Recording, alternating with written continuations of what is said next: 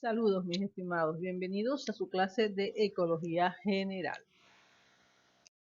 En la clase de hoy vamos a conversar sobre la unidad número 3, que corresponde a la organización y estructura de las comunidades. El contenido específico para esta unidad es, pues, comunidad, nicho ecológico, estructura de las comunidades, clasificación y sucesión en las comunidades, el concepto de ecosistema, los niveles de organización jerárquica y entidades ecológicas, estructura y funcionamiento de los ecosistemas, propiedades emergentes más importantes como biomasa, producción y productividad, y la importancia de las escalas en ecología.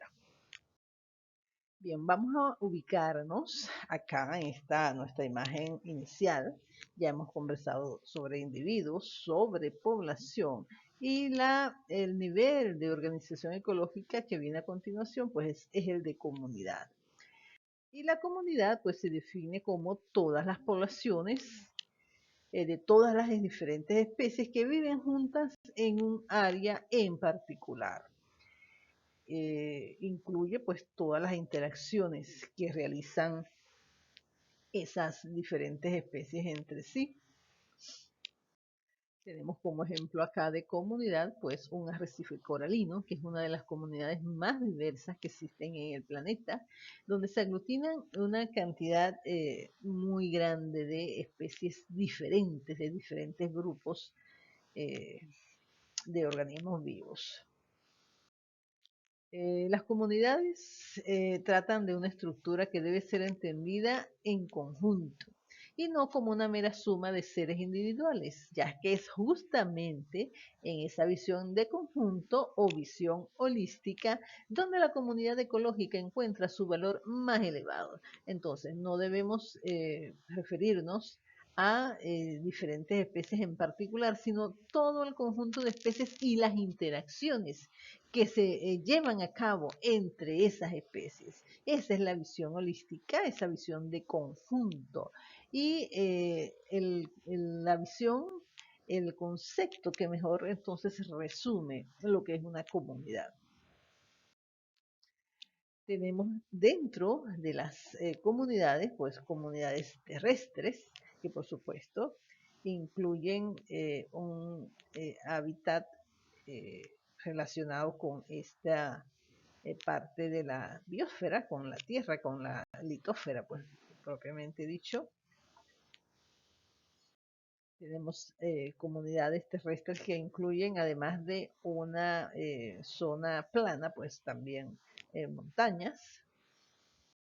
Tenemos esta comunidad acuática, en la cual hay toda una serie de organismos que viven específicamente en una zona de esa comunidad. Fíjense cómo se delimita una zona litoral, que es la que está más en contacto con pues, la orilla, con la tierra, y luego tenemos una zona limnética donde no hay contacto con la orilla, todo mar ya abierto.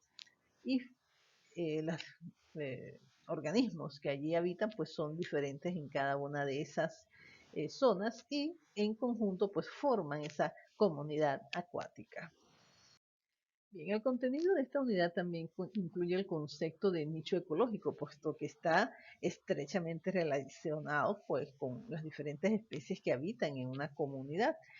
Ya habíamos conversado sobre este concepto en clases anteriores y para aclarar cualquier duda existente, pues les dejo acá un fragmento tomado del Solomon y colaboradores 2013, en el cual nos explica con toda claridad pues lo que es un nicho ecológico, que no es más que el papel ecológico de una especie en su comunidad. Y ese papel pues incluye toda una variedad de aspectos, tanto bióticos, abióticos, de la existencia de esa especie, es decir, todos los factores físicos, químicos y biológicos que las especies requieren para sobrevivir, permanecer sanas y reproducirse. Es realmente un concepto bastante amplio. Y por esto, fíjense ustedes que los ecólogos suelen confinar sus estudios a una o algunas variables del nicho, como son las conductas de alimentación o la capacidad para tolerar temperaturas extremas. pero en todo caso, pues incluye el comportamiento ecológico general de esa especie. Una comunidad posee una serie de atributos o características que la definen. Entre ellos tenemos la riqueza, que es el número de especies, tenemos la abundancia, que es el número total de individuos, tenemos la diversidad, que es el número de especies diferentes que hay en relación con la abundancia, tenemos las interacciones entre las especies y la estructura física, definida esta por los componentes vegetales de esa comunidad. La mezcla de especies, tanto en su número como en su abundancia relativa, define la estructura biológica de esa comunidad. La medida más simple que podemos tomar de la estructura de la comunidad es el recuento, es decir, contar el número de especies que existen dentro de ella. Y eso es lo que se denomina, pues, riqueza. Pero dentro de esas especies, no todas tienen el mismo número, es decir, no todas tienen el mismo número de individuos. Eh, Cada una de esas especies participa con un porcentaje determinado, que es lo que representa su abundancia relativa. Mientras mayor pues sea el número de individuos que tiene esa especie, pues mayor dominancia tendrá. Es otro concepto que vamos a ver en un momento. Pero debemos entonces recordar acá que la medida de la complejidad de una comunidad es una función tanto del número de especies diferentes que tiene, ¿sí?, como de sus abundancias relativas. ¿Sí? Entonces, un mayor número de especies y una abundancia más uniforme resulta pues en una mayor diversidad de especies, que es lo que medimos acá entonces en la relación de estos dos atributos, pues nos da este tercer atributo que es la diversidad. Podemos observar eso acá en esta imagen. Fíjense ustedes que aquí tenemos una comunidad que presenta 4 especies diferentes y en la cual pues todas esas especies tienen la misma abundancia, ¿no? Tienen el mismo número de individuos. Observamos acá abajo, en esta imagen de abajo, que el asunto cambia porque a pesar de que también tenemos 4 especies, la abundancia de cada una de esas especies pues ha cambiado drásticamente. Y tenemos aquí en este momento una especie dominante, una especie que es más abundante que todas las demás. Entonces fíjense ustedes, ¿cuál de estas dos es una comunidad más diversa? Bueno, eh, relacionando estos dos conceptos, pues resulta que la comunidad más diversa es esta de acá arriba. Bien, entonces, todas estas series de características nos van a definir entonces la estructura de la comunidad. Sigamos viendo acá también el ejemplo, fíjense ustedes para que vean entonces cómo tomamos esa abundancia relativa, que es el porcentaje de individuos de una especie respecto al total de individuos que tiene la comunidad. Bien, eso es la abundancia relativa. Y la riqueza, pues es el número de especies, sigue siendo acá igualmente 4 especies que están tienen una abundancia relativa igual, es una comunidad muy homogénea. Fíjense acá que en esta otra imagen pues el asunto cambia, porque aquí pasamos de tener la misma abundancia de especies a tener una de esas especies que pasa a ser la más abundante, en este caso pues esta especie D, que pasa a tener un 42% de abundancia en relación pues con las otras especies de esa comunidad. Entonces, relacionando la riqueza de especies con la abundancia, obtenemos entonces la diversidad. Mientras más heterogénea sea esa comunidad, pues más diversa va a ser. Y fíjense que en la riqueza de especies tiene que ver con varios patrones generales que podemos mencionar como, fíjense, incluyen esos patrones generales latitud, podemos decir que la riqueza de las especies aumenta a medida que nos acercamos al Ecuador, es decir, en las zonas tropicales del planeta, pues la eh, riqueza de especies va a ser mayor, mientras que mientras más nos acercamos a los polos, pues disminuye esa riqueza de especies. Y eso funciona igualito con la altitud, ¿no? Va a haber mayor riqueza de especies, pues, en las zonas más bajas, y a medida que aumentamos la altitud, pues disminuye la diversidad. Eh, bien, entonces, tenemos ahora este otro atributo de las comunidades, que es la estructura física, que se define, muchachos, por la estructura vegetal de esa comunidad, ¿no? Así como se define. Y se define de una manera vertical, con los diferentes doseles que tiene un bosque, por ejemplo, y una estructura horizontal que se observa en la variación de las diferentes especies, pues a medida que nos adentramos en el bosque, a medida que nos alejamos del río o a medida que nos acercamos al río. Entonces, vamos variando, se va variando la riqueza dependiendo de esos aspectos. Bien. Bien, este concepto ahora de dominancia tiene mucho que ver también con la abundancia. Lo podemos observar acá eh, de igual modo que lo vimos en las láminas anteriores. Tiene que ver con la abundancia de las especies. Fíjense que en esta lámina, una de las especies tiene mayor abundancia relativa que las demás. Y en esta, pues la abundancia para cada una de las especies es similar. Eh, Ambas tienen la misma riqueza específica. Bien, es el mismo número de especies acá que acá. Pero en este caso, pues, esta especie específicamente eh, tiene mayor abundancia. Por lo tanto, esta especie es dominante sobre las demás. Y eso pues, nos permite definir esta característica como el grado en que un taxón es más numeroso o tiene mayor biomasa que sus competidores en una comunidad ecológica. Fíjense que esto es importante, esto que dice aquí, tiene mayor biomasa, porque a veces en número no es más abundante, pero sí en tamaño. Y esto refleja no, la mayor cantidad de biomasa que va a tener esa especie y por lo tanto pasa a ser la especie dominante.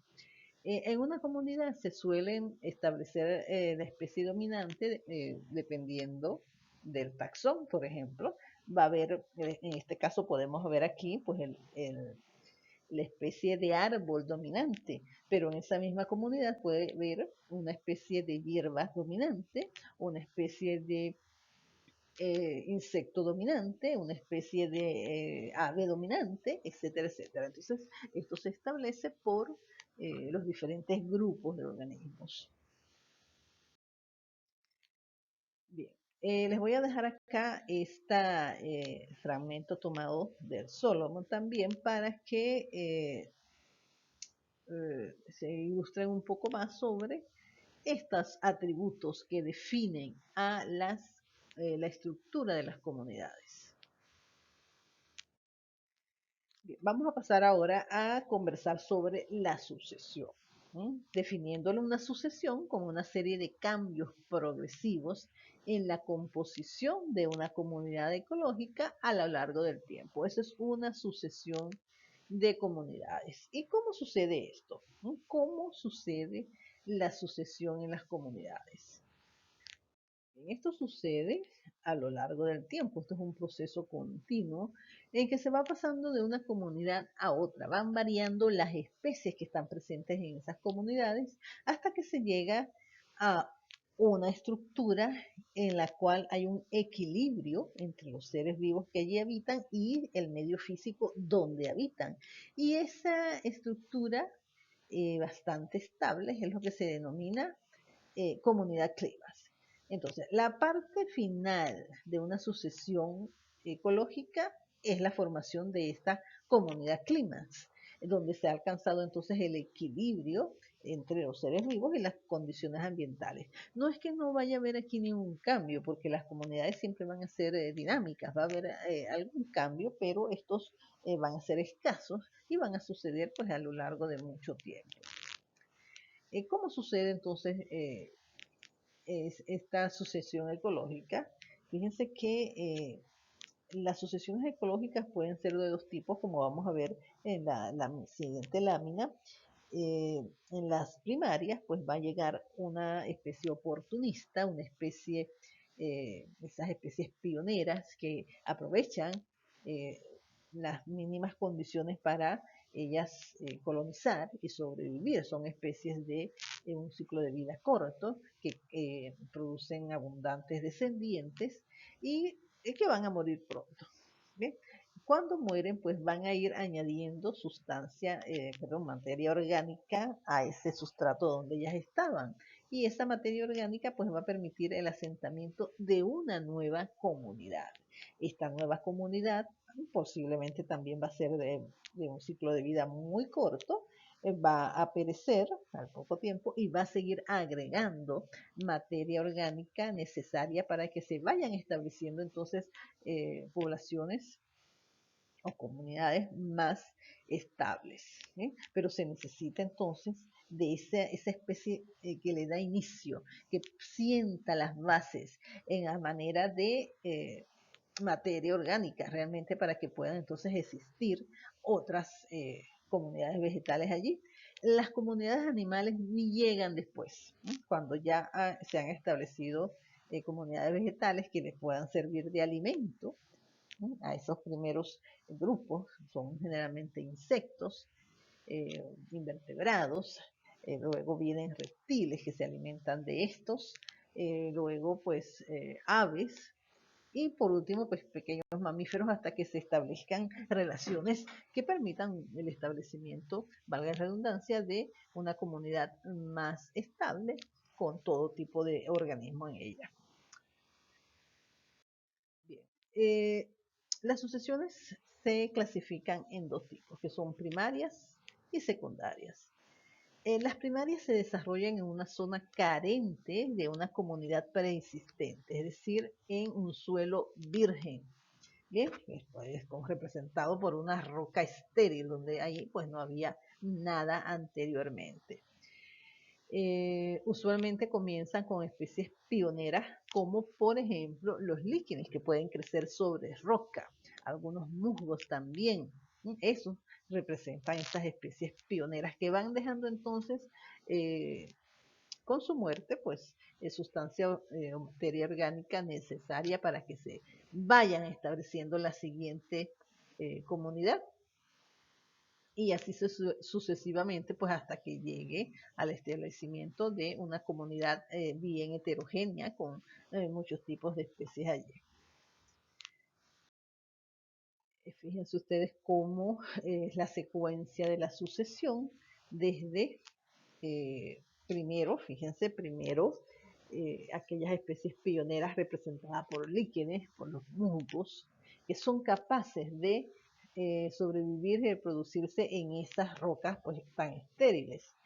Luego, ya que tengamos un manto orgánico allí, pues aparecen las especies anuales, las hierbas anuales.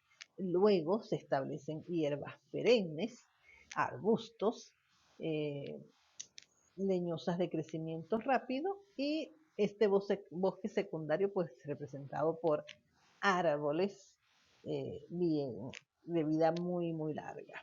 Entonces, esto en el tiempo, fíjense ustedes la cantidad de años que se requiere para que se establezca un bosque secundario a partir de la nada. ¿Mm? Recuerden que ahí estas sucesiones primarias, pues ahí antes no había nada. Fíjense acá la formación del suelo como ejemplo de una sucesión ecológica primaria. ¿Mm? El lecho rocoso empieza a desintegrarse y la materia orgánica facilita esta desintegración, materia orgánica que ha llegado pues en forma de esas especies de líquenes o de musgos que son capaces entonces de sobrevivir en esa roca.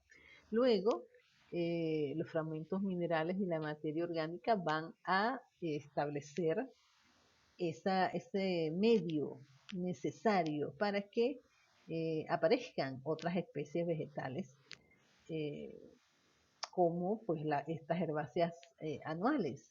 Y luego va a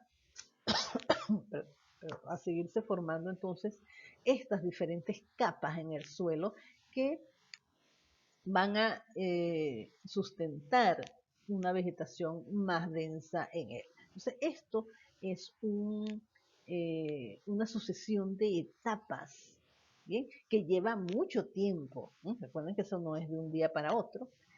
Varias etapas que van entonces a permitir el desarrollo de una comunidad bien establecida en él.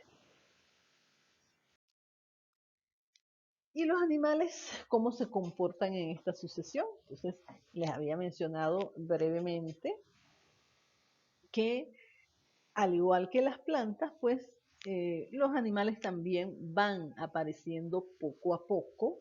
Primero se establecen insectos y otros vertebrados y también pequeños reptiles que se pueden esconder entre las rocas y alimentarse de los invertebrados. Los insectos pues serán herbívoros que se alimentan de las plantas que ya se han establecido allí. Luego pues llegarán pequeñas aves que se alimentarán de semillas y también de invertebrados y reptiles pequeños. Y a medida que la comunidad vegetal se vuelve más compleja, pues aparecen pequeños mamíferos como los roedores y también aparecen otras aves. Finalmente, cuando ya esa comunidad vegetal está bien establecida, cuando ya se han establecido también estos pequeños organismos, pues llegarán a la comunidad los grandes mamíferos y otros depredadores, pues ya el ecosistema le proporciona suficiente alimento y suficiente guarida, suficientes lugares para eh, tener sus casas, cada uno de ellos. Muy bien. Ok. Vamos ahora cómo son las sucesiones ecológicas secundarias.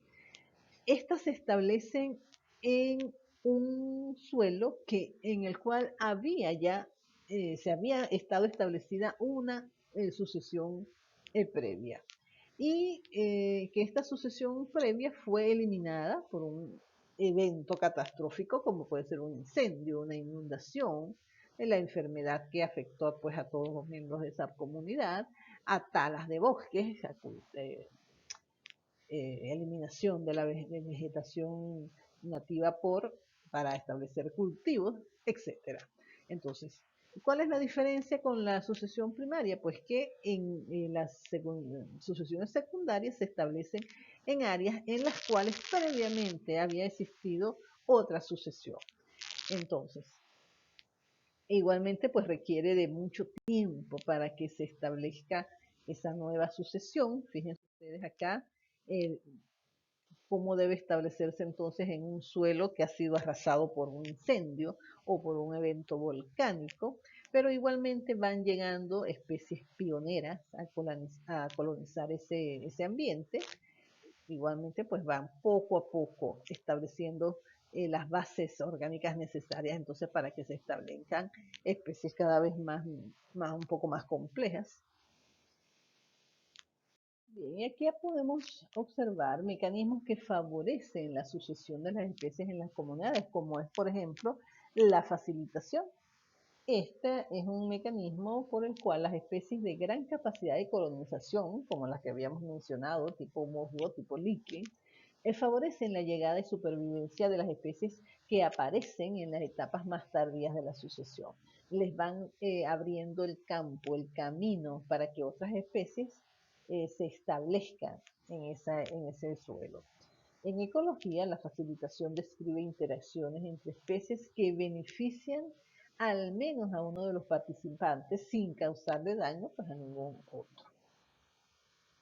Bien, entonces fíjense, esta imagen nos señala cómo las especies pioneras son, por supuesto, estas primeras que se establecen, las que son capaces de colonizar suelos áridos.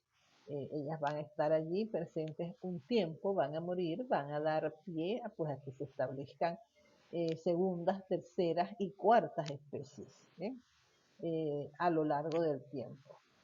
Van a facilitar la llegada de esas otras especies, pues porque van a haber formado un suelo vegetal allí, un suelo orgánico, un suelo rico en nutrientes que permitan entonces la llegada y establecimiento de otras especies, un poquito más delicadas se puede decir, porque necesitan pues todas estas condiciones previas. Bien, y esa facilitación va a aumentar cuando aumenta el estrés en el ambiente físico en donde se están estableciendo esas comunidades. Aunque fíjense ustedes este aspecto. Si las condiciones ambientales se vuelven extremas, pues ahí olvídense de facilitación. Allí cada quien va a velar por su propio beneficio. Las especies se vuelven egoístas y van a competir por los recursos disponibles para sobrevivir. Las sucesiones ecológicas ocurren gracias a las especies pioneras, que son aquellas que llegan primero a esos sitios inhóspitos. Son especies que tienen una gran capacidad de colonización, pero una baja capacidad de competir cuando los recursos son escasos. Algunas especies pioneras, pues lo habíamos mencionado, son los líquenes y los musgos. Acá podemos observar algunas especies de líquenes, aunque estos están en un tronco, ¿no? Pero igualmente ellas son muy capaces de sobrevivir en la roca, pueden establecerse allí. Acá podemos ver otro ejemplo de sucesión en esta colmatación de lagos. ¿Qué sucede aquí? Fíjense, en estos lagos van a ir creciendo invadiendo las orillas de ese lago, pues diferentes especies animales y vegetales. Cada vez más van invadiendo el espacio del lago, depositando restos en las orillas, depositando restos en el fondo del lago, restos animales, restos vegetales, que después de mucho tiempo, fíjense, van a llenar el lago hasta que ya no quede ningún espacio para el agua, sino que se han establecido entonces estas diversas comunidades, estas diversas especies vegetales y animales también que van a estar presentes allí hasta pues desaparece el lago y se establece una comunidad clímax, ¿bien? Perfectamente eh, ya sustentada y establecida acá.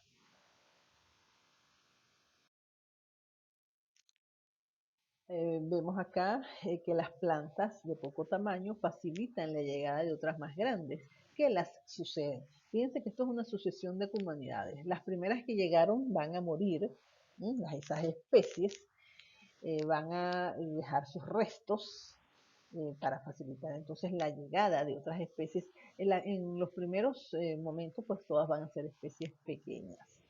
A lo largo del tiempo se van a ir estableciendo una tras otra que van a dar entonces pie a la llegada de las últimas especies, las que aparecen de manera más tardía, que son las que van a permanecer allí establecidas. Observamos acá, esto es un terreno devastado por un incendio, esto es un ejemplo de sucesión ecológica secundaria. ¿Bien? Estas primeras plantas en lograr establecerse allí pues pasan a ser las primeras en esta sucesión ecológica. Muy bien. Pasamos ahora a conversar sobre el concepto de ecosistema. Y fíjense que aquí simplemente vamos a agregar a lo que estábamos hablando durante toda la clase, la parte física, porque el ecosistema es un sistema biológico constituido por una comunidad, que es lo que habíamos estado conversando, y el medio físico donde se relacionan esos organismos vivos que forman esa comunidad. Entonces, aquí simplemente vamos a agregar en la parte física, ¿bien? Para entonces tener el concepto de ecosistema. Fíjense todos los diversos ecosistemas con toda la diversidad de especies que podemos, que tenemos pues, en el planeta y con toda la diversidad de ambientes físicos donde se desarrollan esos, esas diferentes especies.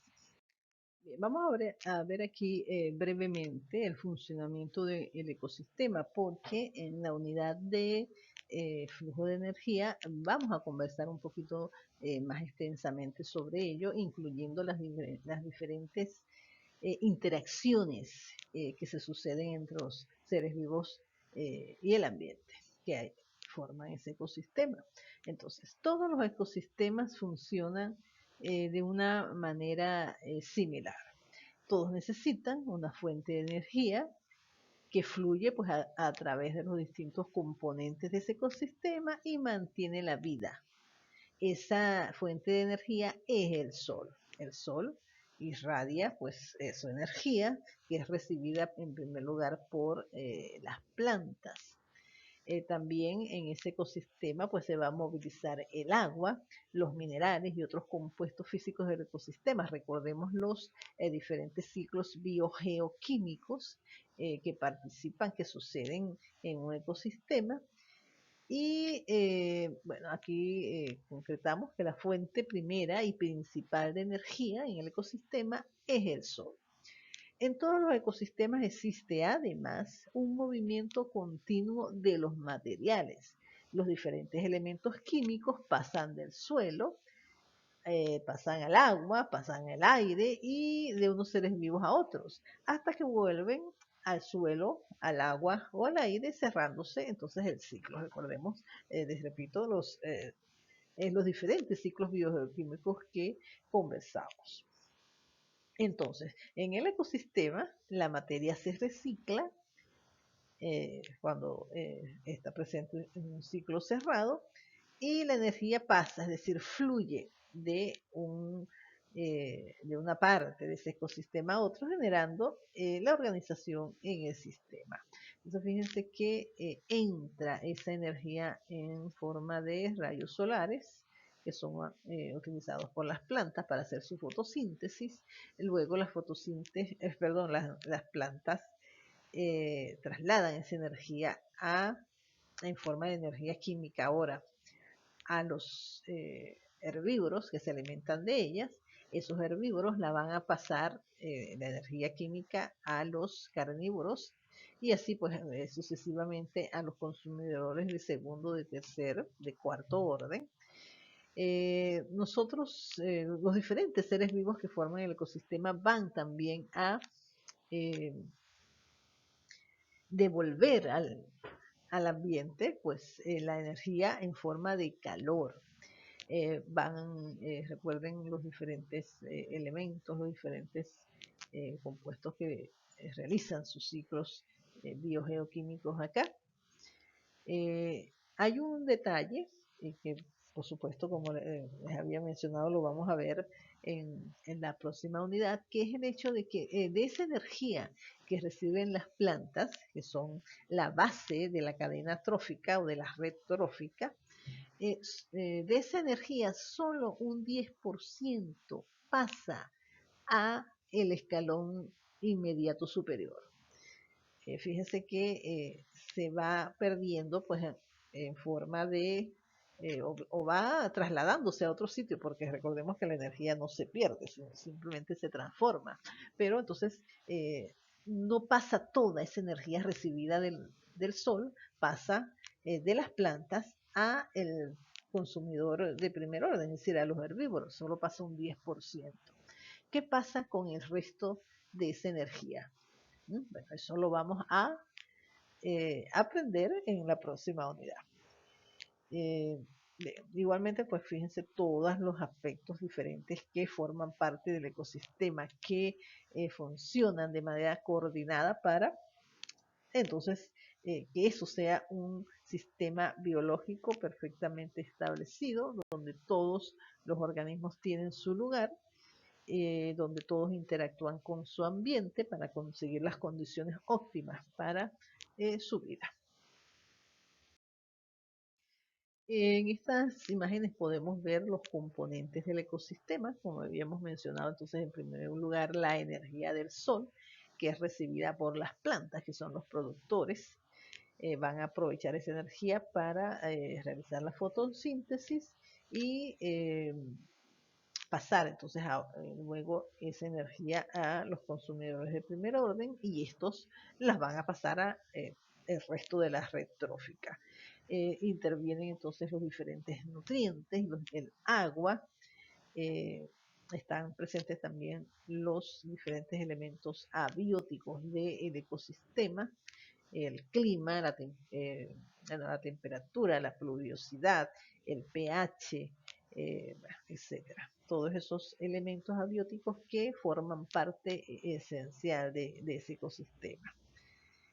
Bien, fíjense acá en esta otra imagen, estos componentes funcionales, empezando por el flujo de energía representado por el sol, eh, los ciclos de los nutrientes que van entonces también a circular a través del ecosistema, ¿sí? Proveyendo de los nutrientes necesarios, por ejemplo, a las plantas para que ellas se desarrollen, a los animales también. Eh, Recordemos el ciclo del agua que tiene tan diversas funciones, eh, incluida entonces las cadenas alimenticias o redes. Realmente ya debemos hablar de redes alimenticias, porque realmente es un sistema muy complejo, este sistema de alimentación. Muy bien. De los niveles de organización jerárquica en ecología habíamos conversado y de hecho nuestra primera lámina incluye esa información. Pero vamos a recordarlos, eh, estableciendo entonces el primer nivel acá en la parte ecológica, que sería el individuo. Un conjunto de individuos forman una población, un conjunto de poblaciones de diferentes especies van a formar una comunidad. Las diferentes comunidades, junto con su ambiente físico, forman el ecosistema y el ecosistema pues va a estar integrado en la biosfera, los diferentes ecosistemas que hay, ¿no? Acá en la biosfera terrestre. Aquí mencionan esta frase, delimitación de los ecosistemas, pero fíjense que todo eso está tan integrado unos con otros que a veces es difícil pues, establecer una delimitación. ¿Bien? Eh, Hay más bien áreas de transición entre un ecosistema y otro. La ecología estudia la influencia que tienen los parámetros ambientales sobre los seres vivos. Y sabemos que esos parámetros ambientales y los seres vivos operan en un amplio rango de escalas espaciales y temporales. Es muy difícil estudiar un ecosistema completo. Necesitamos establecer una escala que nos permita luego extrapolar a el ecosistema. ¿Bien? Entonces, para encontrar las relaciones entre los organismos y el ambiente y poder extrapolar esta información ecológica y establecer políticas adecuadas de conservación y manejo de los recursos naturales. Entonces, para ello es necesario la incorporación de escalas al estudio ecológico.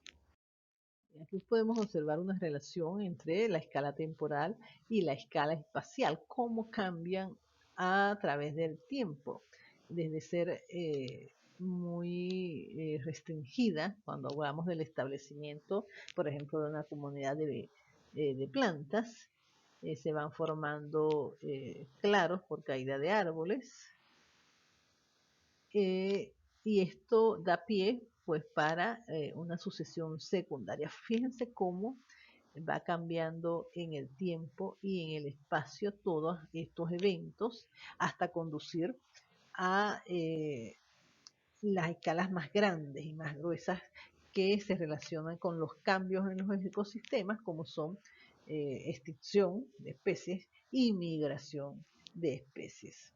Entonces, todo esto sucede en escalas en el tiempo y en el espacio. Las escalas espaciales se definen según Turner y colaboradores como la dimensión física de un objeto o proceso en el espacio. Tenemos diferentes escalas de este tipo, como por ejemplo podemos mencionar las tasas de asimilación de dióxido de carbono en micromoles por metro cuadrado y segundo. También las densidades de semillas en metros cuadrados, es decir, la cantidad de semillas que hay en un metro cuadrado. Esto es una escala espacial. No vamos a contar, por ejemplo, la cantidad de semillas que hay esparcidas en un bosque completo, sino cuántas hay en un metro cuadrado. Igualmente, pues el número de individuos en, en cientos de metros cuadrados. Todo esto tiene que ver, muchachos, con lo difícil que resulta estudiar un ecosistema completo. Por lo tanto, pues se hace a escala para luego poder extrapolar, poder decir que si en un metro cuadrado hay tantas semillas, pues en 20 metros cuadrados habrá X cantidad de semillas. Eso lo podemos hacer, establecer mediante las escalas. Y esto que nos dice acá, los ciclos biogeoquímicos en miles de kilómetros cuadrados. Fíjense que las escalas acá van aumentando cada vez de tamaño, lo que van eh, estudiando. Bien, un proceso ecológico puede generar patrones diferentes a distintas escalas espaciales, al estar regulado por mecanismos distintos en cada escala. Bien, ¿qué quiere decir esto? Fíjense ustedes, si estudiamos la manera en que se mineraliza el suelo en un bosque, podemos darnos cuenta que eso va a variar si hablamos de unos cuantos metros cuadrados en ese bosque que van a estar, entonces, eh, van a estar dirigidas a esa escala por eh, si los árboles son caducifolios o son perennes. Va a ser diferente lo que vamos a encontrar en ese suelo. ¿Sí? Si son caducifolios, pues van a caer las hojas y van a formar un manto. Si los árboles son perennes, pues no caen las hojas, sino, bueno, esporádicamente. Y es muy diferente lo que vamos a encontrar en una extensión de cientos de miles de kilómetros cuadrados, en los cuales pues la composición de ese suelo va a depender de las variaciones climáticas regionales, ¿no?, que allí sucedan. Entonces, esto lo que quiere decir que en una pequeña escala de unos cuantos metros cuadrados, el tipo de suelo que va a haber allí es diferente al tipo de suelo que habrá si tomamos una escala de kilómetros cuadrados. ¿Sí? Los eventos que van a eh, producir un tipo de suelo en especial, pues van a ser diferentes. Bien, se suelen utilizar diferentes factores para estudiar un ecosistema dependiendo entonces de esta escala espacio-temporal. Entonces, esa escala espacio-temporal de observación en un estudio ecológico tiene dos componentes que son la extensión y el grano.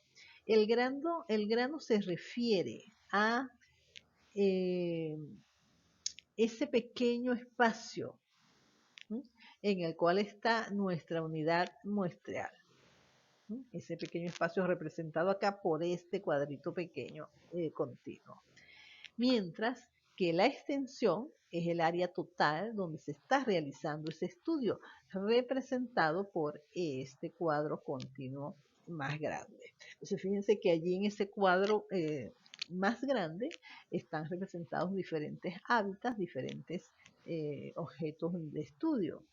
Eh, el grano pues representa un objeto de estudio y esta extensión pues es donde tenemos todos nuestros espacios muestreales.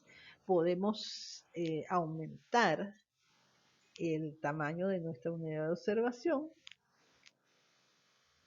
cuando pues aumentamos acá la extensión.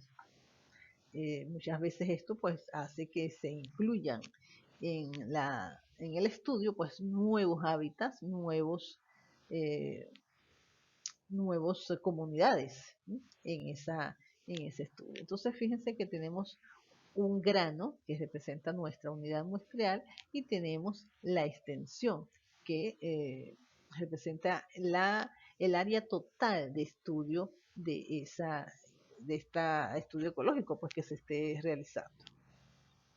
Entonces, esas son escalas eh, que se utilizan para realizar los estudios en ecología. Bien, aquí tenemos un ejemplo de el uso de una escala espaciotemporal para realizar un estudio de aves en una región determinada. Cada una de estas espacios, círculos azules, pues representa el grano y la totalidad de círculos azules limitado por esta área de 40 hectáreas, pues representa nuestra extensión. Ustedes lo van a leer con un poco más de calma y bueno, lo vamos a entender mejor este ejemplo. Bien, aquí tenemos una serie de términos y sus significados tomados de Khan Academy. Se los dejo acá para que los estudien. No es que los van a dejar ahí escritos y nada más. Pásenlo a su cuaderno, familiarícense con todos estos términos para que entonces sea más fácil entender todos los conceptos ecológicos que vamos a seguir estudiando.